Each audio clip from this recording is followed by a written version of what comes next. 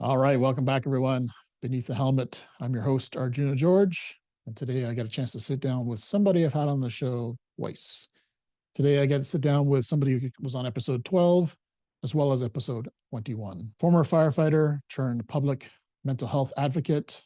I got on the air today, Keith Hanks. So Keith is a very passionate writer, public advocate for mental health, and somebody who really wants to change the environment in the fire service. Keith has a real passion around sharing his journey through his several suicide attempts. And what he wants to share with the world is talking about suicide, talking about mental health challenges is key to being more resilient, to being a healthier fire service. If we don't talk about these things on a regular basis, we make it taboo where nobody wants to talk about it. And that's where we're going to start losing firefighters in silence.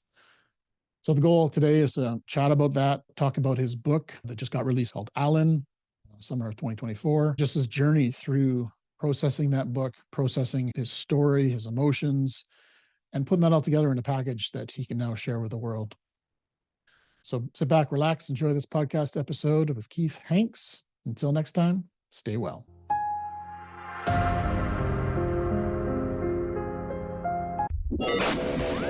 It's time to ignite your soul and unlock your full potential. Join us on Beneath the Helmet, the podcast exploring firefighters' health and wellness. Hosted by retired Fire Chief Arjuna George, our podcast is the perfect place to start your journey towards becoming the best version of yourself. So come on, let's join the conversation and find out what sets your soul on fire. All right, welcome back, everyone. Another great episode Beneath the Helmet. Today, I got somebody who's been on the show twice already and is a stellar human, an advocate in the mental health world. And I'm so excited to sit down with brother Keith Hanks. Welcome to the show. Hey, Arjuna. It's good to be here. Good to see you again. Awesome. Likewise. So last time we connected, it was back in episode 21 when we were chatting about the documentary that you were in for Spotter in Crisis. Yep. And then before that was episode 12, where we actually got down and talked about your journey going through life and the fire service and some of the challenges and the ways you kind of came out of it. So yep. we'll dig into some of that for sure. But we also have some huge news about your new book that's out, Alan. Yep. And some new projects that you're working on. So I'm super excited to dive into those. So absolutely. Can't wait to talk. It's going to be great. So I'd love to just kind of go back to episode 21 for Spotters in Crisis. What's changed since that came out? Anything changed in your life?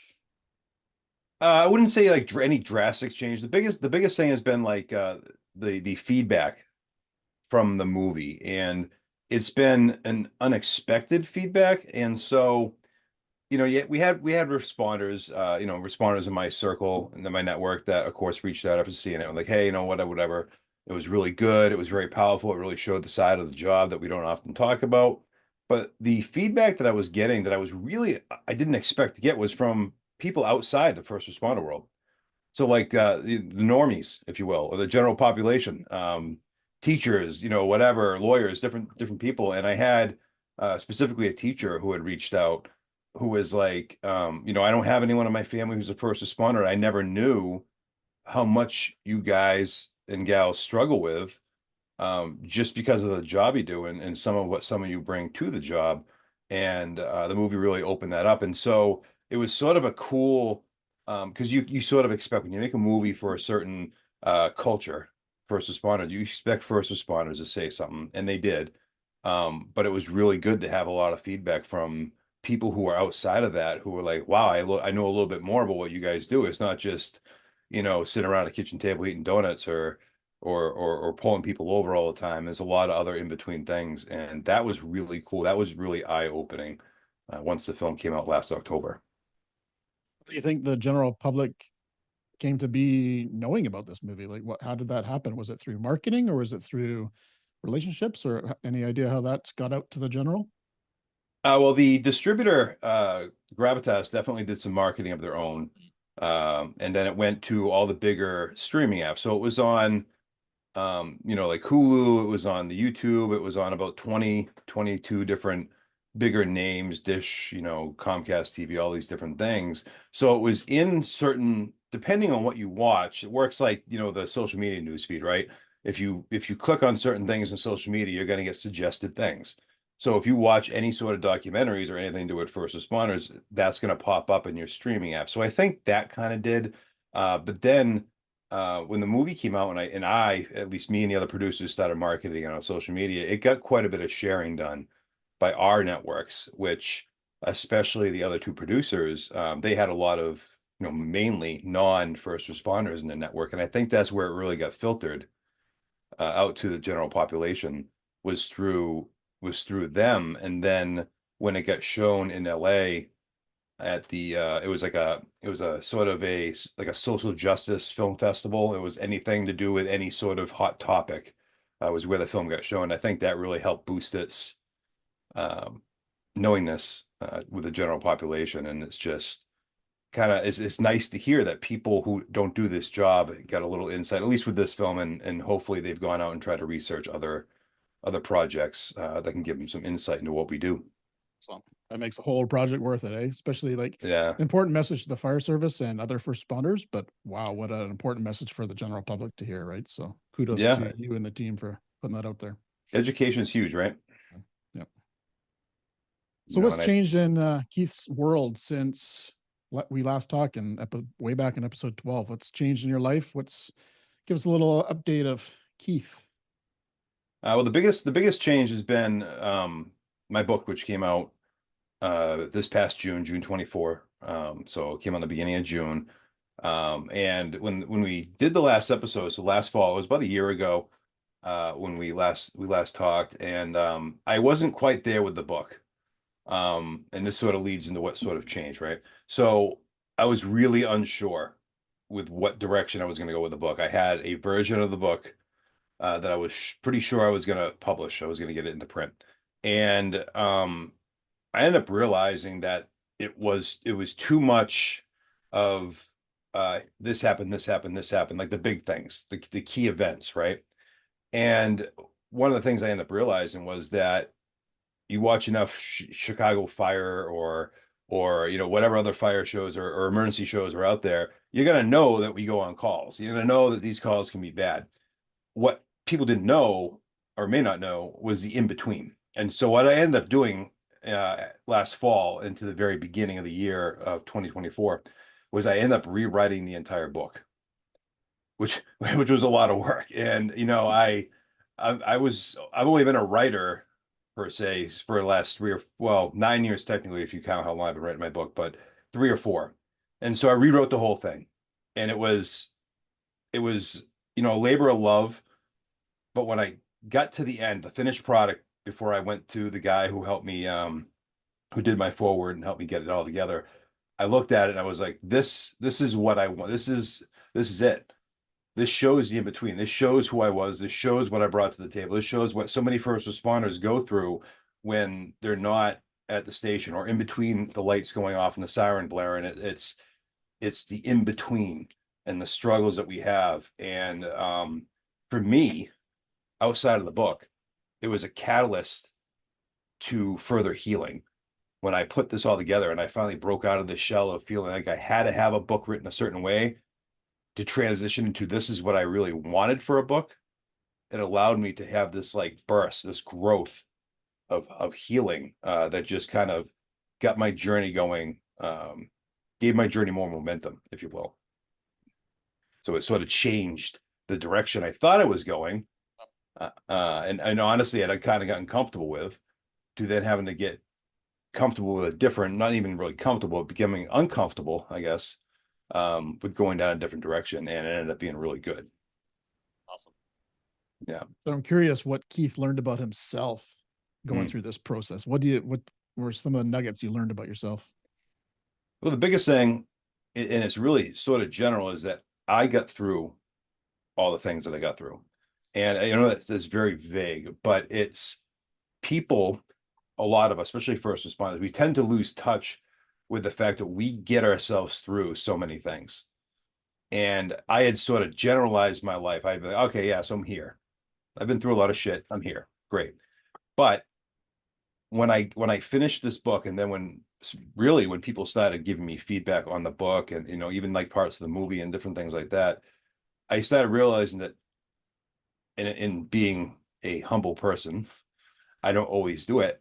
I had to realize and I had to own that I got myself through these things. And that's something people need to understand and really focus on is, okay, so you're having a really tough go, shit's falling apart in your life, but you've been through a lot of other things and you got yourself through it. And that was one of the things that I was really struggling with for a while. Even with all the different things I do and all the different talks I've given and stuff, I still struggle with owning a lot of the accomplishments I've had. And this book allowed me to really own a lot of the little ones, not just being here today, but owning a lot of the little steps and even some of the trips along the way, owning them. And that's sort of where I've sort of taken my journey is just this ownership of who I am. Have you had a chance to celebrate who you are? It's been a busy year, for sure. And one of the things that I did this year when I realized that I was really um taking ownership and really becoming who I really am is I did step back. And so in terms of celebrating, I guess I allowed myself downtime because it was gearing up to be really busy. It was gearing up to be, maybe even more stressful than it needed to be. And by stepping back, by taking that ownership and hey, you don't need to be, balls to the wall. You don't need to be doing all these things. You don't need to put yourself through all these things right now. It allowed me, not, I wouldn't say vacation, but it allowed me more time for self-care. And I didn't think that's what was going to happen. I mean, if you would have talked to me back in April or May when I was, head deep, neck deep, whatever, in all this stuff, I would have been like, no, I'm going to be like this until December, and I'll take a break at the holidays. Um, Allowing myself that to step back allowed me to gain perspective on so many things and to implement more self-care and to focus on other things that I have discovered are more important than other things that I may have been doing. So celebration, sure. Self-care. Love it. Love it. Love it. Do you Yep. feel like you're ready to conquer 2025? Is that kind of 2024 with some healing, some downtime? What's in store for 2025 for you? I think I am. I think that's part of why it needed to happen. I don't like the expression everything happens for a reason. I think that's a bullshit line. I think it's just the words. I think we're all where we need to be in the exact moment we need to be there, right?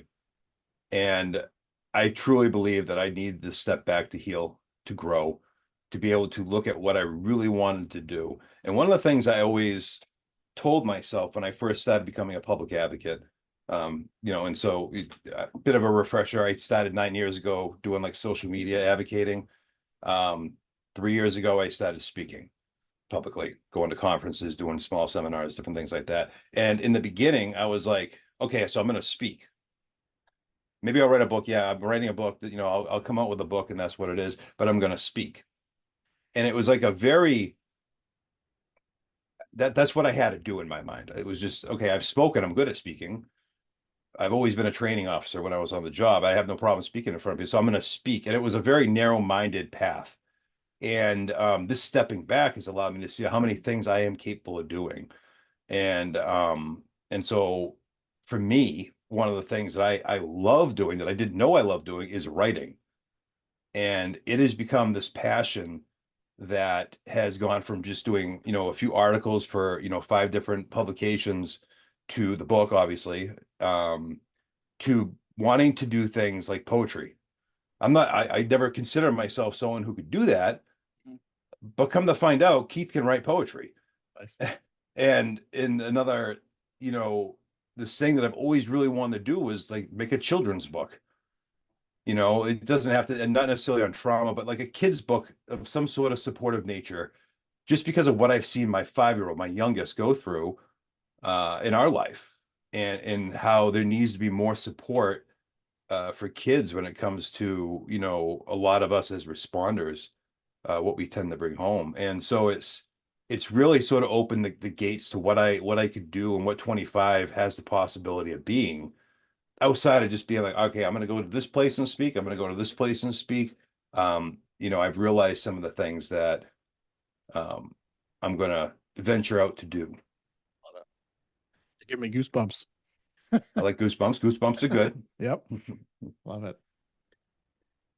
So your book, Alan, Yep. where'd the name come from? Let's start there. I love when people bring it up. It's always like every time someone grabs a book or gives me feedback, hey, I got to ask. Yep. So Alan is my middle name. Yep.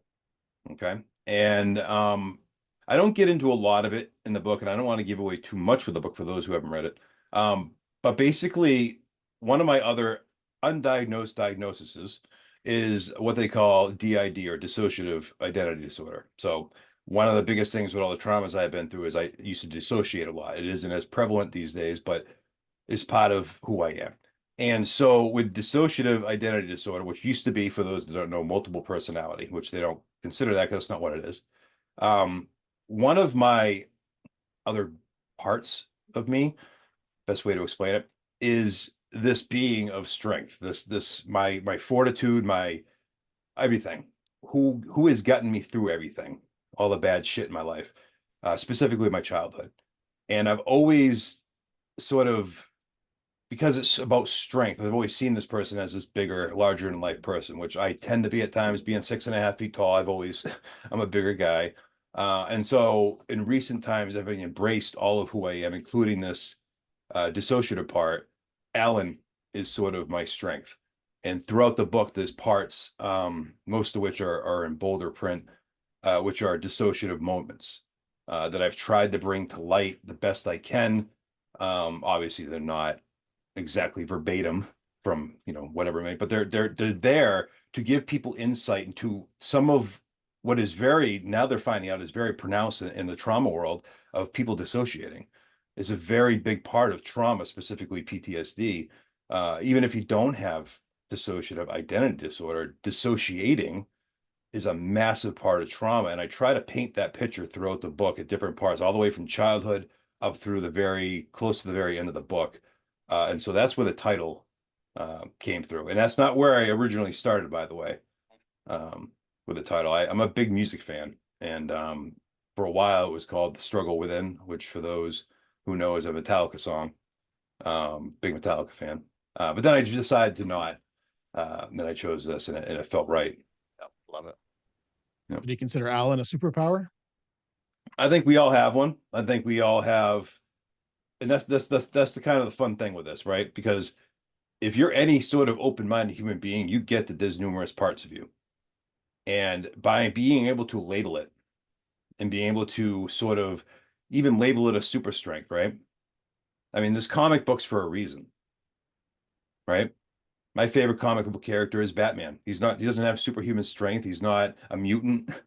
He's a rich guy who's got cool toys, Yep. and yeah, I do. I consider myself, but I also consider all of us having this super human part of us that allows us to get through these things. And we don't always realize we do it. But once you can tap into that almost voluntarily, there really isn't anything you can't do. And so that's really why I really wanted to pay tribute to that by naming my book that, because it really is. That's really what this is all about, is that we all have this superhuman part of us that gets us through some of the horrible shit in life. All right. So going through, you talk about in your book, the life-changing moment of having a gun in your hand in the basement. Mm-hmm. Back in December 2019, I believe it was. Yep. What was the turning point for you to carry on? What came to you in that moment?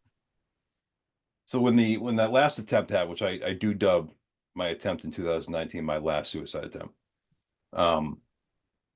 the moment of realization, the moment of change didn't happen right away. I believe I even say this in the book. It came after 2 months inpatient. It came the very beginning of 2020 as the world started shutting down due to the pandemic. And it was sort of this moment, right? Now, at that point, that was my sixth suicide attempt. I tried to end my life 6 times from age 13 until 41. And at that point, when I got out and I realized, the world's kind of shutting down, and you take a guy who just came out of the hospital and now who has control issues, right? Who now the world, you're being told you can't even go get a loaf of bread. I sit there and I'm like, There's got to be a reason. There's got to be a reason why that gun jammed. There's got to be a reason why those pills didn't work. This. I'm here still.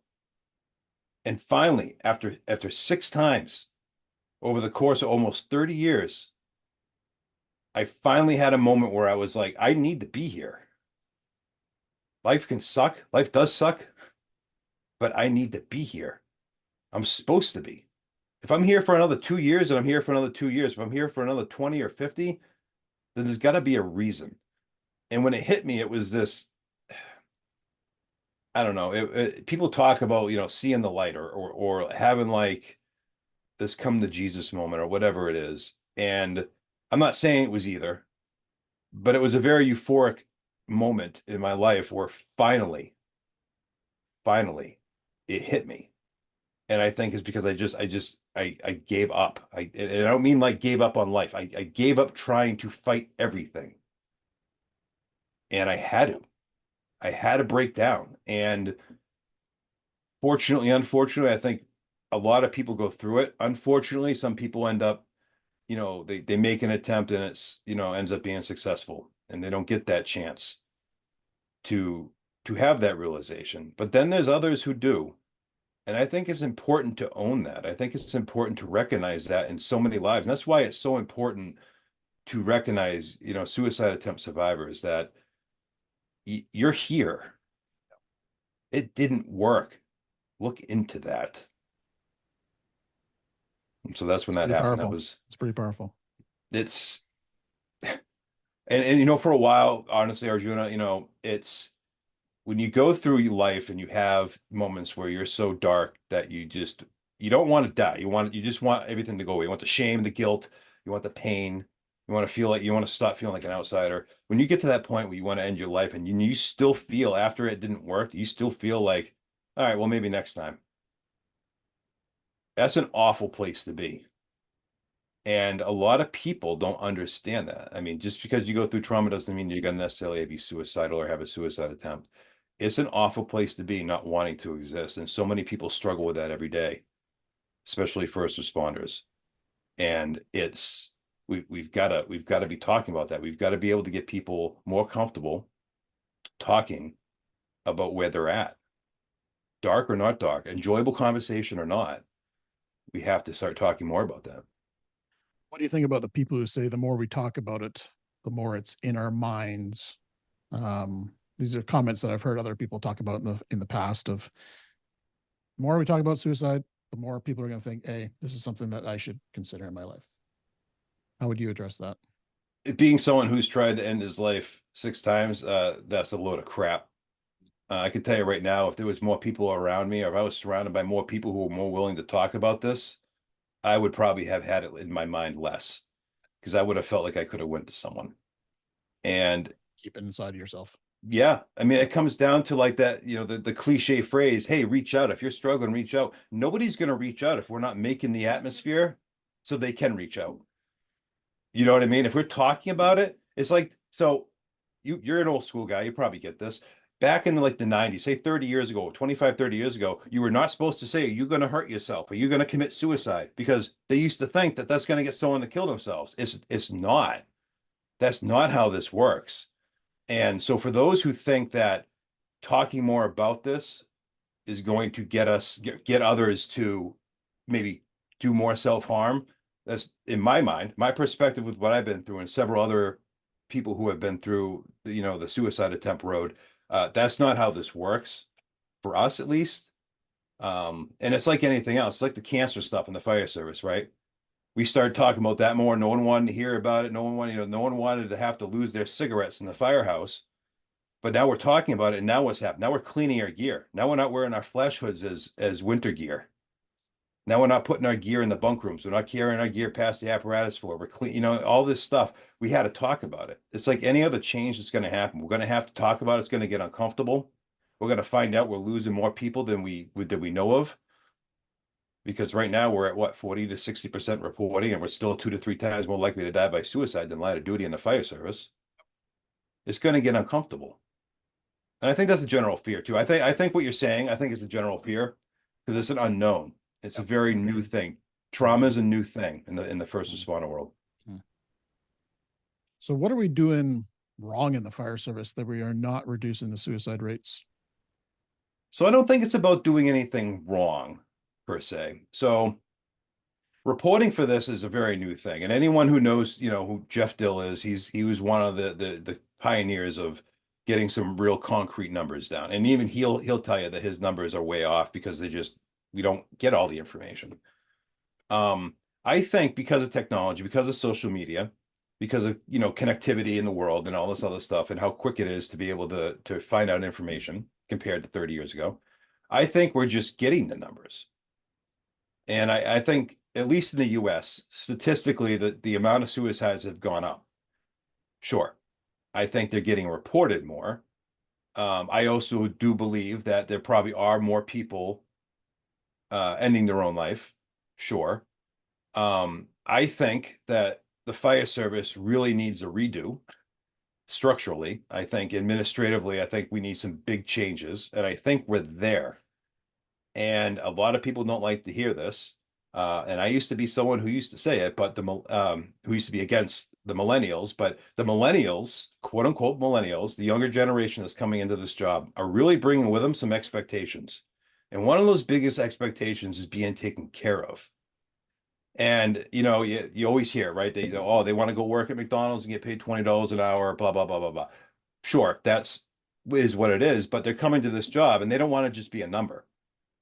They know that this job is going to take a toll on them. And some of them come to this job with already having baggage, and they want to know that when they start to break a little bit, that their chiefs, their administrators, their leaders, their human resource, they're going to be taken care of because they're out there laying their lives on the line every day. They want to make sure they're going to be taken care of, even if it has nothing to do with the job, even if it's not an injury or they get burned or they get shot or they get whatever. They want to know they're going to be taken care of. So they're bringing with them this demand that things change. And so we're also, right, we're now seeing that those demands aren't necessarily being met. So we're seeing retention levels really low. We're not having applicant pools because a lot of the fire service aren't meeting this. And so when it comes down to your original question of what we're doing wrong, I don't think it's so much that we're doing it wrong. We're just not doing it right yet. And I think that's starting to change because you're starting to get, folks like our age getting up into the higher ranks, the five bugles and stuff, 4 or 5 bugles, and, commissioner status and administrative roles that are like, hey, guys, we really need to knock this down. I mean, look at Frank Lieb from FDNY with what he's doing with the Center for Excellence. Just amazing shit from old school salty jakes that are knocking down this stigma. And it's going to take time because there's still guys that don't even wear their air pack in a fire. And that used to be cool back in the Kurt Russell days, but now we're all getting screened for cancer. You know what I mean? It's going to take 100%. time. Well, you brought up an interesting point when you talked about the cancer in the fire halls on the previous question. But my thought is we don't know we didn't have the stats back then of how many people were killing with cancer. And then all of a sudden the cancer numbers started skyrocketing and we're like, oh my God, what's going on? But really it was just reporting. It was just more numbers, more information coming in about the stats around cancer in firefighters, right? So same kind of goes with suicide, right? Absolutely. And I think that's part of it. I think we're just now, it used to be very taboo if you had a family member, because that's who's in charge, right? Your family. If you end your life, you don't get to have a say in how it's put in the paper or publicly displayed. Your family does. And I think it's always been the family's like, no, we don't want anyone to know. And now more and more people like, no, we need to get this out because he shouldn't be dead. He or she shouldn't be dead. And I think more and more people are seeing that. So now we're starting to see that it was a suicide. So I think it's just stat reporting. So you mentioned restructuring the fire service. What would you like to see? How would that look in your view? Well, one of the things, and I know you appreciate this because you write for them too. Crackle Magazine is all about, health and wellness. And I think health and wellness has been such an overlooked topic in the fire service specifically for too long. And I remember the departments I've worked for, even just from a physical health, right? You got the guy who's been on 30 years. He only drives a truck. It's okay. He's 340 pounds. We're really bad at demanding to be respected and put on this pedestal by the public, but then we don't take care of ourselves And it's like, well, we want to be the leaders of society because of what we do. We have to meet that expectation they expect of us being taking care of ourselves. And so one of the things that I see happening, and I know you're seeing happening, is that there's a lot more emphasis on health and wellness. And now, specifically the last 5 to 7 years, we're seeing specifically mental wellness. And people are realizing that physical and mental wellness go hand in hand. You need the whole picture. You can't just go and work out every day and be, Mr. Olympia 2024 and be falling apart mentally. It doesn't work. And so specifically, I bring up Crackle specifically because they have so many great articles on everything about first responder wellness, physical, mental, financial, everything. Um, and I think we're really starting to see that trickle into departments from bottom up. You got the rookies and the privates asking for these things to be brought to the department. Then you have from the top down, you have administrators being like, let's try this. Let's bring this in. Hey, you know something? We don't have a SISM team near us, so we're going to make a SISM team on this department. Or hey, you know something? There's not a peer support, whatever, near us. We're going to make a peer group, or whatever it is. Or hey, there's an equine therapy place down the road.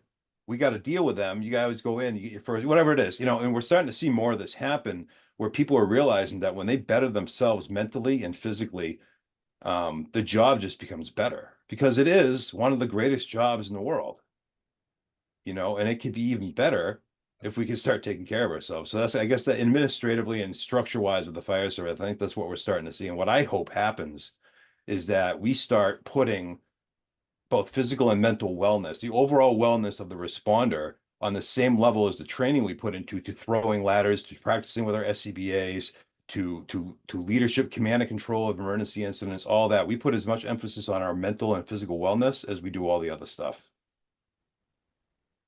Keith, I think you're in a place in your life where I truly believe you're meant to be where you are right now. Like doing what you're doing in the world.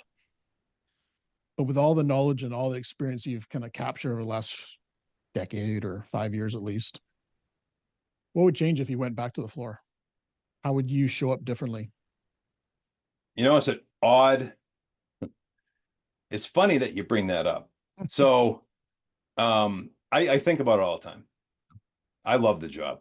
I visit, I still have a lot of friends who are on the job, and I visit a lot of them. I have a friend that is a chief of a fire department that I'm very close with.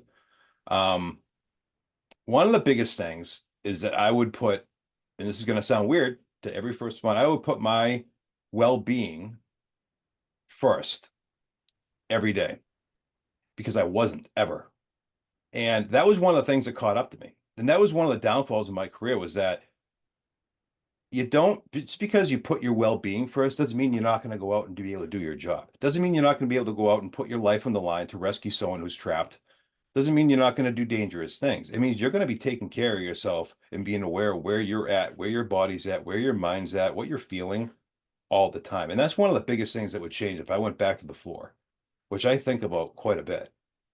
And I've had to talk with my wife quite often recently, specifically, actually, since we filmed the movie, it's come up in conversation numerous times where I've been like, I'm really tempted to go back because I mean, physically, I'm in the best shape of my life that I ever have been. I've never been in this shape, but mentally, I've never been stronger. And I've thought about it. And the lesson to learn here is that you don't need your career to end to discover this. You know what I mean? You don't need to go only 20 years or only 5 or whatever to discover that if you take care of yourself, the old airplane mask thing, you got to put yours on before you're going to help anyone else. You got to do that. And you could create such a longevity in your career that I wish I had learned that I may be able to recover. I don't know. I don't know where this journey is going to take me when it comes to that, but that's what I would bring is taking care of myself. Love it. Yeah, it's a bit of a new passion of myself is figuring out self-leadership. Mm, I truly feel that I could lead others. I felt like I could lead groups and people, innovate, inspire, but I wasn't leading myself. right. And that's like kind of a new revelation of what led to my burnout, I think, is Mm, self-leadership and lack of self-leadership, which yeah. is taking care of yourself, number one, right? You have to, and you will. I mean, if it's not trauma, if it's not, I mean, it's all, I think it's all trauma, right? With the first responder role. But if it's not PTSD, it's burnout. If it's not burnout, it's compassion fatigue. If it's not compassion fatigue, it's moral injury. Maybe it's all four, and some of those can be mitigated and lessened by just taking care of yourself because we do a very tough and stressful job. All of them, all the pillars of the first responder world, very stressful. And we know that. I know I did the job and wasn't surprised by it, but I didn't know how to deal with it. And there's so many ways to mitigate all this, to navigate it, to do it in-house, out of house, in between, all of it. And if you do that, you could have the career you wanted. It is very possible. I say that often as well. It's like I'm not trying to convince people to leave the fire service or any No, other profession. I'm telling them how to thrive and have a long career in their fire service. Far from saying this is a career that's going to give you trauma or PTSD right. or burnout. Hmm. That's not where I want to go. That's for sure in my message, right? Exactly. So you've gone through, like you've mentioned in your podcast as well as the books, tons of very challenging times through childhood, through high school, bullying, and then also your life as a firefighter. What did survival mean to you when you were going through all that? What did the word survival mean to you? Honestly, I think when I was going through it, it was just one of these white knuckle situations, right? I was just I had to do it. It was an instinctual thing where it was like, well, I'm gonna have to grit my teeth and just go through this. And one of the things that I didn't realize was that I thought so the mentality changes, right? When you finally go down the healing journey. For me, and this isn't for everyone, but for me, I was always like, well, I deserve this. I must have done something wrong. I must have pissed off God, whatever it is, I'm getting punished. And so for a while, there was this like almost like humorous part that was like, well, I'm not going to give up because I know if I give up, everyone will be happy. So if I stick this out, I'm going to piss people off. But that didn't help. And eventually that caught up to me. And once I realized, so 9 years ago, when I officially got diagnosed, almost 10, in 2015, when I get actually diagnosed with PTSD, that mindset shifted. The survival mindset shifted. And I realized that survival meant having to take care of myself. You couldn't just white knuckle it. White knuckling is horseshit. It's going to eventually fail. You're eventually going to break down on something. Your white knuckling is only going to get you so far. And so surviving meant I had to be fit for it. And so I had to start putting things in place. And that's really what like the journey with self-care and taking care of myself started was almost a decade ago. And survival changed at that point. It stopped being, oh, I got to find some funny thing to get me through this, right? I just got to white knuckle and grab that steering wheel even tighter. It became, I'm going to get myself to the point where I don't need to hold on to that steering wheel, that I'm going to want to get through this. And so that's when it changed. What's your thoughts on resilience around that factor? Do you believe that resilience is something that we kind of adapt to, or how would you define that? Or does that resonate with you? It does. It does. I always think resilient. I think resiliency is huge. I think we all have it. And I think until we can, whether it's an external support or we finally have that dawn in our head where it's like you can reflect on your own ability and what you have gotten through. I think every single human being has resiliency. I think sometimes you have to find it, you have to realize it, you have to be able to reflect, but we all have resiliency. Every single person, you, me, every person hearing this, every person who doesn't hear it, every single person has it because every person, this is what connects us all, even first responders and the general pop. Every single human being goes through struggles. We all have suffering. So if we all have suffering, we all must have resilience because every time we go through something, every time we suffer, not every single person is just giving up. By not giving up, we're showing that we have resiliency.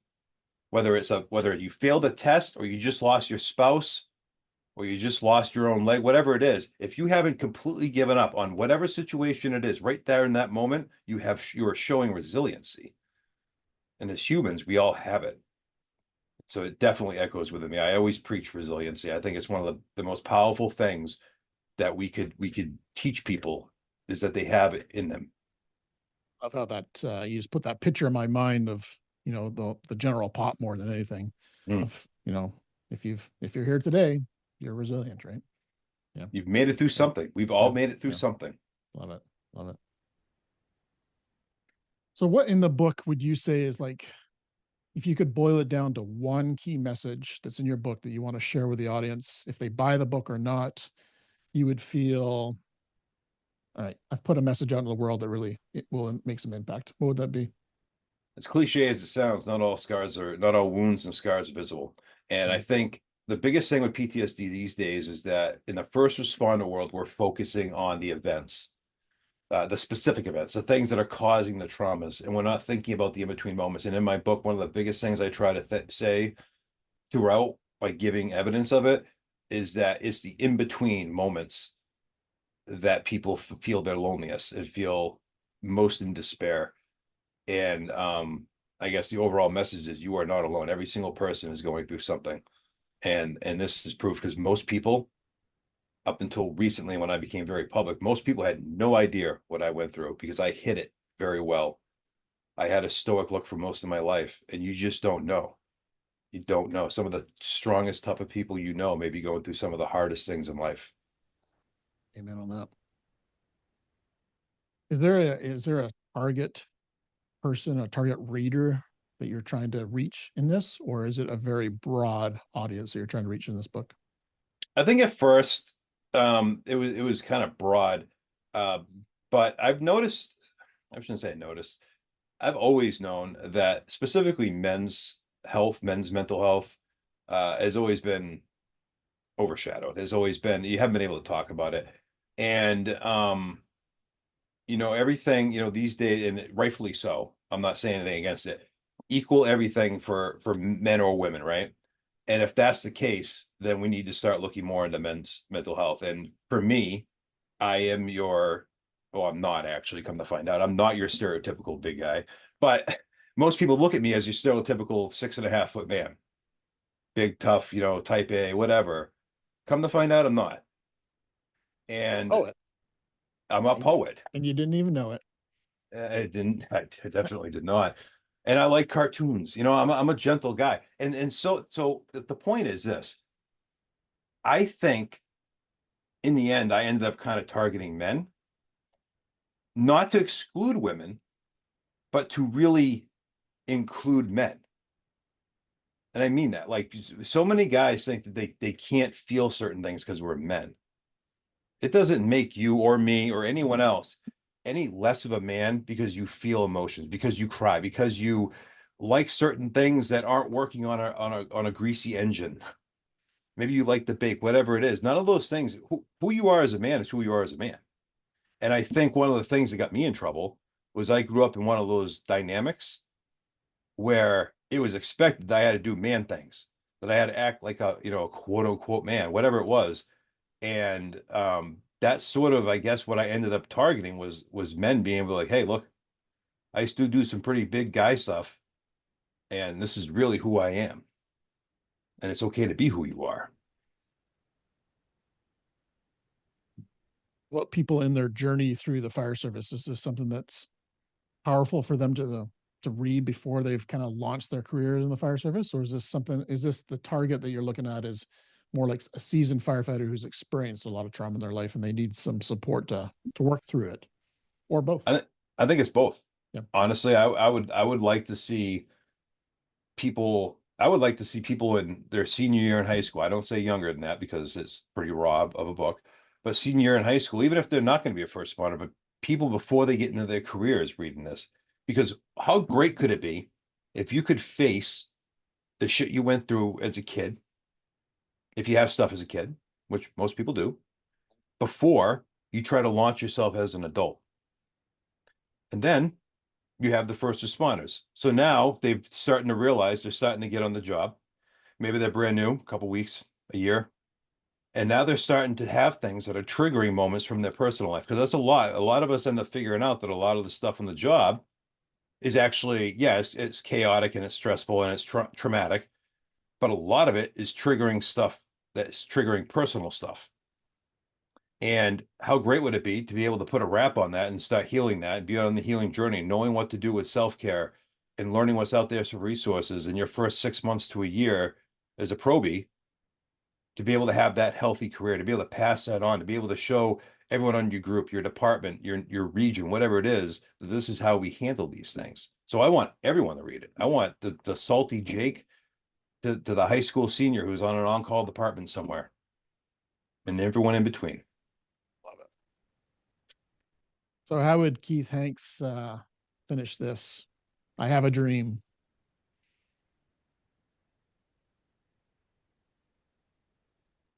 That's a tough one. I guess in the end, I have a dream that we could just all be who we are with those in our lives. And specifically in the fire service, we like to consider our job a family. And if they're your family, you should be able to be who you are, which means even the dirty stuff. And so I guess my dream is that we get to a point that we can just be as open as we need to be a healthy version of ourselves. What made that hard? Because there's a lot. I have a lot of Yeah. dreams, Gotcha. specifically just with Yeah. mental health and the fire service, because I love this job. I really do. I love all those who do it. I have so much pride in those I know who do it. And I really hope that in our lifetime, I mean, we are seeing changes, but I hope we see a real turnaround with how we approach mental health and wellness, to the point where it's like a very progressive thing, where it's like, hey, it's the third Tuesday of the month, and it's Mental Health Tuesday in the firehouse. That kind of thing. Not just quarterly, not just once a year where you watch a 2-hour video, all the time, where it's as important as ladder training and driving the apparatus. I couldn't agree more. So what's one question that I maybe haven't asked Keith about that you would feel compelled to be finish this interview or like, I wish I could share this nugget? What would that have been? Well, I'm still writing. One of the things and it's been on the back burner a little bit these last couple months. I am starting my next book. And it'll be a slightly different book. It won't be my story. I'm sort of looking to do more of like a handbook on how to get through life, but specifically life as a responder, both on and off the job. So I've started putting together what will probably be dubbed Traumatic Strength, which is also the name of my LLC. And it's sort of become a bit of what I am, which is fun because there's a lot of memes out there that are like, trauma doesn't make you stronger. And of course, trauma doesn't make you stronger, but getting through it does. And that's sort of what I try to teach people, is how to get through it and how to be resilient while doing so. So I am working on my next book, and I am also, because I've been asked, I didn't want to, but I'm going to be doing an audio version of Alan. Hopefully, probably won't be out this year. It'll probably be at the beginning of 2025. But I've got enough requests for it that we're going to do it. So there'll be either an audible or some sort of audio version of Alan in the next, hopefully, 3 to 6 months. Cool. Will that be you narrating that, or? I've had a lot of people tell me that when it comes to a book like this, I need to narrate it. There's been a few other people out there. Shout out to Mike Segru and James Gearing, who have narrated their own books. And it gives it a lot more power, especially when you're reading some of the words and passages in my book. It would have a lot more meaning if I did it. So yes, I will be. Initially, I didn't want to, but I will be doing it. Couldn't agree more. There's also an element of coaching that's in your life right now as well, right? That you support other people and through the fire service, through coaching. That's kind of how we originally connected. Yep. What's new in the world for coaching with you? So one of the things that I've done is sort of built upon that. So when I first became a certified life coach about 3 years ago, a little less, I sort of started building upon what I could add to that to bring more to the table with it. And so I went and got certified in peer support a few back in the end of or beginning of 2023. I went through a trauma informed portion of it. And then I just went through a pretty in-depth course on mindfulness, an online course on a certification course on mindfulness, because I feel mindfulness and even meditation is such a clutch piece in the healing part in being in the now specifically for the fire service and the first responder world. And so one of the things that I've sort of transformed this into is sort of being this trauma-informed mindfulness coach, because I really believe in it. I read about it all the time. I'm constantly reading books, Thich Nhat Hanh, Pima Chödrön, all these other books on mindfulness, and I love everything about it. And I really feel that we're at a turning point with what people look at as tools and resources for mental wellness, and mindfulness is really starting to get some attention. And so I'm hoping to help drive that, specifically through the fire service, but the first responder and general pop world as well. Beautiful. Yeah, I was just at a conference recently, and there was an FDI captain there talking about, he's a very popular captain, talking about mindfulness and meditation in his daily practice. And I was like, FDNY talking about mindfulness. I just would never have put those two together 10 years ago. So. It's crazy. And they're really seeing it. And it's something that can be brought directly into the fire station. Yep. And I just wrote an article on one for Crackle, and I gave an example of what to do. And so if anyone's looking for, how mindfulness can be used, there's an article right now in Crackle that gives a perfect example, very simple, that takes you less than a minute to do, on how mindfulness can be used. Make sure that's in the show notes. Absolutely. So, Keith, it's been an honor. We've known each other for a couple of years, just virtually. Yep. Definitely connect on many levels. Congratulations on your book. Thanks for putting that out into the world. Thank you. You are going to save lives and change lives as well. I want to give the floor back to you for any final words to the listener right now that you want to share. Don't stop trying to change that stigma. We've beyond being able to reach out, we have to make it comfortable for people to reach out. And I think we're doing it. And there was a quick video I saw the other day that was, hey, yeah, we're seeing a lot more of our brother and sisters, ending their own lives, but we're also reaching more people than we ever have. And that really needs to be more of the focus as well, is that we are reaching and helping so many people than we ever have, and don't stop doing that. So that would be my sort of closing remark. How can people find this amazing book, Alan? So it's on, Amazon, Barnes & Noble, and Walmart, at least, just online. And then you can also reach out directly to me through either social media. I'm on all the social medias, or you can email me at khanksmz78@gmail.com. And then the website is just keithhanks.com. And then, so it's on all the major distributors, I guess, or you can buy directly from me. Yeah, signed copy from Keith is a must. All right, Keith, it's been an honor. Thank you for sharing and being so vulnerable with the fire service and our listener today. Always. I think that is the key to success, key to our own wellness, is being vulnerable. I truly think it is a superpower. So kudos for leading the example. Appreciate it. Got to do it. Yes. All right, everyone. Hopefully you enjoyed this great conversation with Keith. Check out his other podcast episodes on Beneath the Helmet, as well as make sure you purchase a copy of Alan and stay connected with him. Until next time, stay well. That's a wrap. Awesome, man. Thank you for tuning in to Beneath the Helmet. We hope that this podcast has provided you with valuable insights into the world of firefighters' health and wellness. Remember, caring for your physical, mental, and spiritual well-being is crucial to achieving optimal performance. Join us next time on Beneath the Helmet for more inspiring conversations. Until then, stay well.